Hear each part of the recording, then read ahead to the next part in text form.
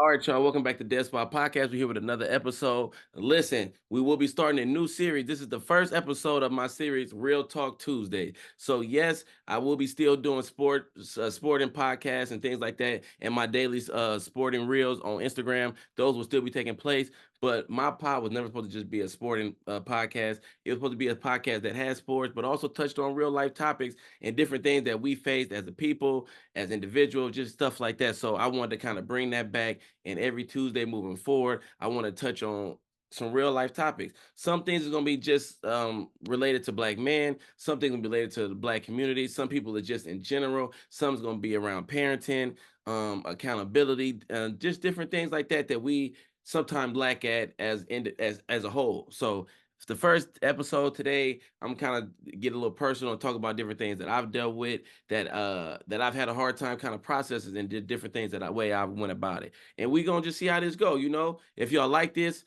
let me know. Hopefully we could get this going more often. Maybe we can even get some people on here to tell their stories about different topics. If I say over these episodes catch your attention, let me know. But let's get right into it. On this first episode, we're gonna be talking about black man mental health and the way we don't or the way we address it and sometimes don't address it in the ramifications that can have on not just you but the people around you. You know what I'm saying, and how we can make that work. So to get into a personal story of my own to kind of just jump this off, um, like a little bit under a year ago, so like last August, I lost my job, right? This was the first time since I graduated college back in 2018 where I was without a job or didn't really know where I was going. Once I graduated school, I kind of hit the ground running, got into working with the youth, ended up doing really good, was able to get promoted to working for the school district, and was able to go to another job and become one of the coordinators, and just like everything was working and going in the right direction. I hadn't really experienced no chaos in my adult life. Me and my wife, we had a son. We ended up buying a house back in 2020. Then we had another son. Like everything was just kind of going good. So last August, when I lost my job, was a really hectic time for me, especially being that I was getting married in September. So me and my wife just got married last September, and I lost my job less than 6 weeks before our wedding. I was That was one of the lowest moments I had ever been in my life because I had never experienced that. I didn't have any money coming in.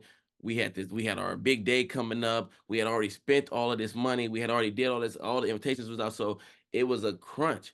So knowing that, and then we had this week-long honeymoon coming up after the wedding. So I knew like we had enough to make it to the wedding, but I knew it would be kind of tight after that. But we still ended up going forward with it because we had been together for a long time. You know what I'm saying? At that point, we had been together 11 years, never been together 12.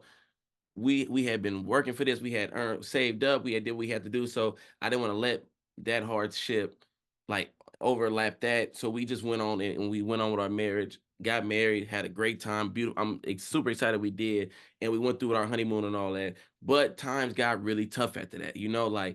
Like I said, we own a house, so our mortgage, our kids' school cost a lot.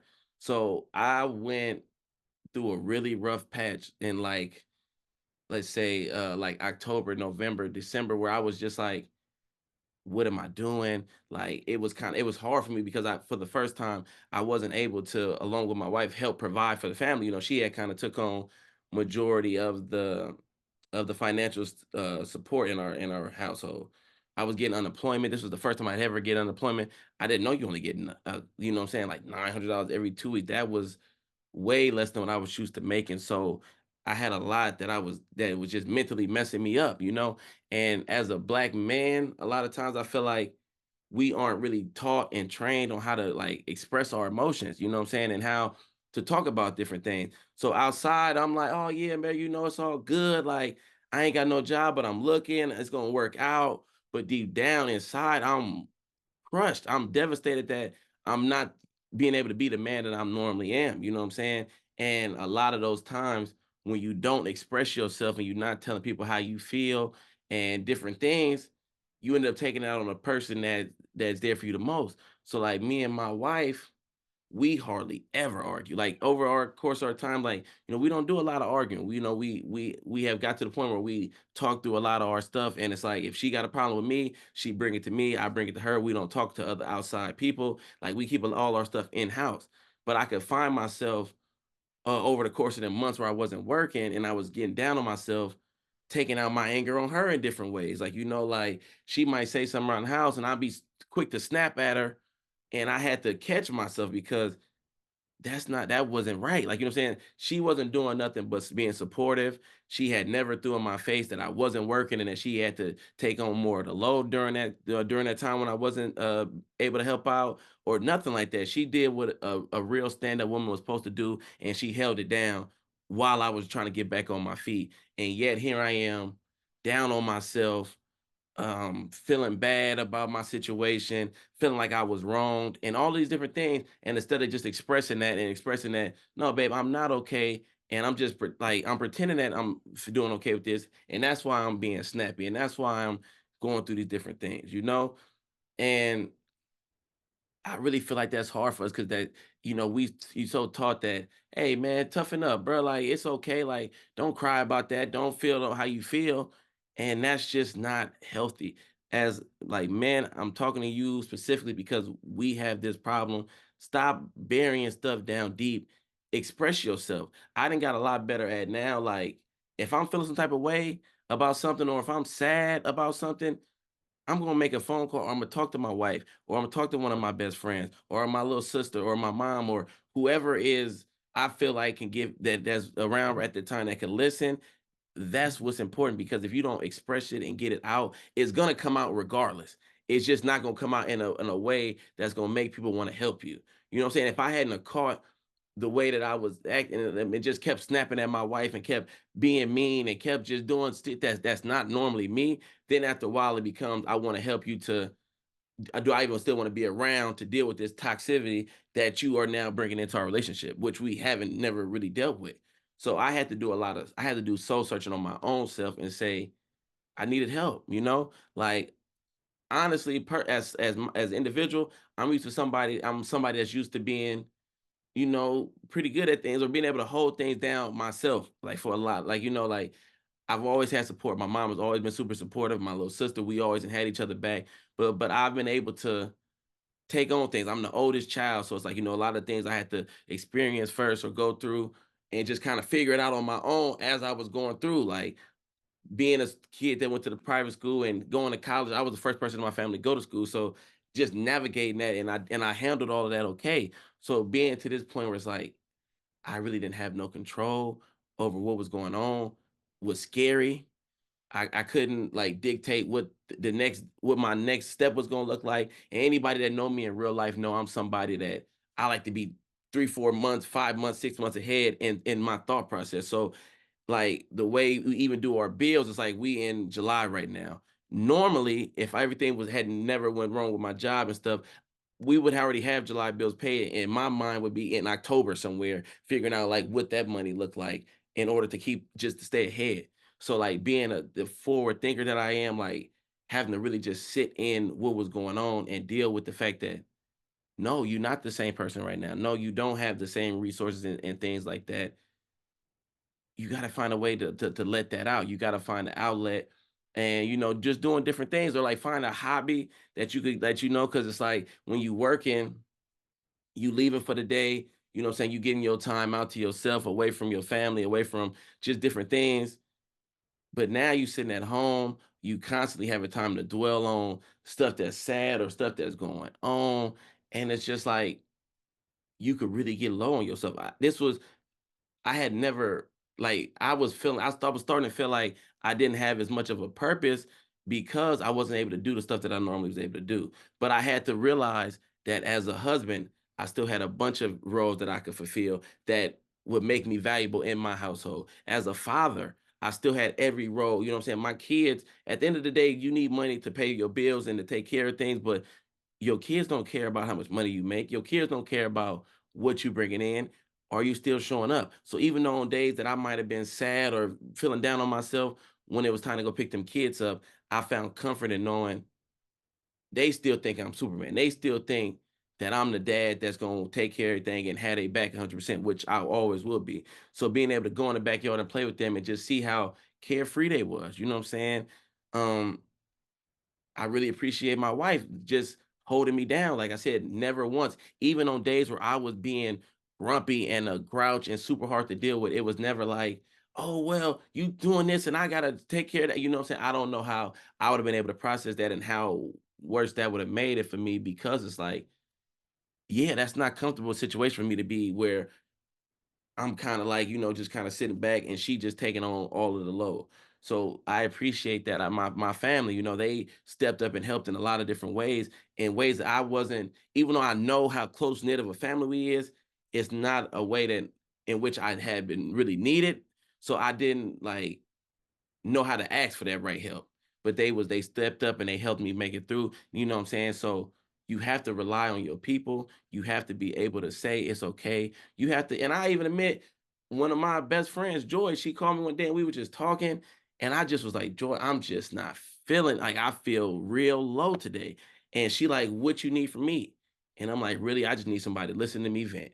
And she just sat there and let me talk. I ain't gonna lie, I was crying on the phone. We had a real moment, but it's like as a man, I feel like we a lot of times aren't willing to say that. Like, I had to cry it out. Like, when women say stuff like that, they be like, oh, okay, it's okay. But like, where I was raised and going like my dad wasn't around, so like going to these barbershops and going to these gyms and be like, man, you soft if you cry, you this and that's BS. Like to the kids, like, I work with youth a lot. I do my best to try to explain to them it's not a bad thing to be emotional. It's not a bad thing to express your feelings if you truly feeling something is going wrong. Because like I said, it's gonna come out regardless. So a lot of these young guys that's getting in trouble and it just seems like they just so angry is because a lot of them have built up trauma and mental health stuff that they scared to talk about. So instead of crying it out, they get mad and beating somebody up, or they get mad and robbing or shooting people because they don't know how to process their emotion and as they have to get it out somehow, some way. So for me, I just feel like we have to be able to get our stuff out. And when people that's around you, if there's somebody is crying out for help, believe them. You know what I'm saying? Don't take it as a sign of, oh man, that'd be okay. Like, you know what I'm saying? No, no. If they say they need help, help them. Because like somebody like me, for example, and a lot of the friend groups that I'm in, I'm like one of the people that's like, okay, I usually got my stuff together. So people kind of in some ways depend on me to make decisions for certain things or feel like, oh, Dev would be good because it's Dev. Like he always good. He'll figure it out. But that's sometimes not what I need. I need support. The same support that other people in your friend group that may be like less talkative or more of a stand back person, people will be more willing to help them. But sometimes that quote unquote leader or that quote unquote person that's like always so strong is the person you might need to check on the most because when stuff go happen to them, I'm used to being somebody that be able to process stuff and move past it and then help other people. I haven't really had too many problems outside of when my pawpaw passed that was just like I didn't know how to deal with that. I didn't know how to process. And losing my job and being in this situation to where I feel like I put us in a real hole. You know what I'm saying? We had bought a property, we were saving up money, we gonna get married, we was looking to buy more property. And because of me not having a job for as many months as I didn't have a job, it really set us back on our plan. But we still here. We never missed a payment at our house or none of our bills. Our kids' school was still paid. They were still taken care of. We were still able to eat every day. You know what I'm saying? None of the essential things was ever lost because of this situation that I was in. And once I got past just constantly feeling bad for myself, that's where I was able to get to as far as like, okay, yeah, like we can make it. You know what I'm saying? Like we are making it. We are okay. Our family is still thriving. We are still the Banks family that we know and love that love on each other, that have movie nights with the kids, that take the kids to the park. Only thing that changed was that we just wasn't as financially secure as we had been. But we had also put ourselves in a position to where we did have stock that we had saved up. We did have different things in place. So we had kind of planned for this and then we had kind of planned for a rainy day and it rained and we was prepared. So that's something to even be thankful for and blessed for. When you look at it like that, it's like, okay, that could kind of help you get through things. Like, you know what I'm saying? So kind of like for my advice for people, like when you're going through things, try to find I know it's hard sometimes because it was hard for me, But when you're going through your worst moments, look for it's always going to be some bright spots in there. It's always going to be, you know what I'm saying? Like you are still or making it. You still pushing every day. You still moving forward, whether it's a small step or whatever. You might feel like your whole world crashing down. I guarantee you it's not. It's something going on that you know what I'm saying. It's a bright spot somewhere. You just got to take your time and find it. And everybody work on their own. Everybody work on their own timeline. I'm not saying like go home today and if you feel some type of way, get over it and look for the good stuff. No, you take your process, figure out what your process is. You know what I'm saying? Figure out what works for you and what's the best way for you to get these emotions out. If that's you might need to take a day, like you the type of person that you get upset, take a day to yourself and then come back and then talk to somebody. If you somebody need to talk to somebody right away, if you somebody that need to join activities to like, you know, a sporting activity or something, they have adult leagues for almost every sport. Whatever it is that you find a comfort, a safe space in, that's where you know what I'm saying, build on that. And however long it take you to get there, that's fine. What we need to stop doing as people, and specifically black men, when I say this, is stop shaming each other for showing emotion and stop shaming each other for feeling a type of way. It's not feminine to be sad. It's not soft or feminine to be um emotional and feeling down. Even if your life is going good, even if you feel like, oh, my life is going too good for me to be complaining. Your life is never going too good for you to be sad about something that's sad to you, you know? Understand that. Like it's been a lot of times where I was feeling like, oh well, man, you know, I am with my high school sweetheart. I do got kids and I was able to buy a property. I got friends that haven't been able to do that. So it's like, why am I sitting here complaining about stuff that I got going on? But just because somebody else may have other stuff going on doesn't mean your stuff isn't affecting you and doesn't need to be addressed. That is our biggest problem, and that's something that I've been working towards and working through. And you know, I'm still a work in progress. I'm not somebody that's just sitting here as this whole series is going to be us working through stuff together. You know, I'm still working new ways to deal with stuff as quicker or more response, better response to different things. I'm still finding myself saying stuff to people that I might shouldn't say and having to apologize, but I'm not somebody that's unwilling to look at myself and see what I did wrong and kind of and work through that. I used to then be like that. That took a lot of time for me to get to. I used to always think I was right. I still a lot of times think I'm right about stuff. I'm not gonna lie. So that's what I'm saying. I'm still a work in progress, but I know I'm not always right now.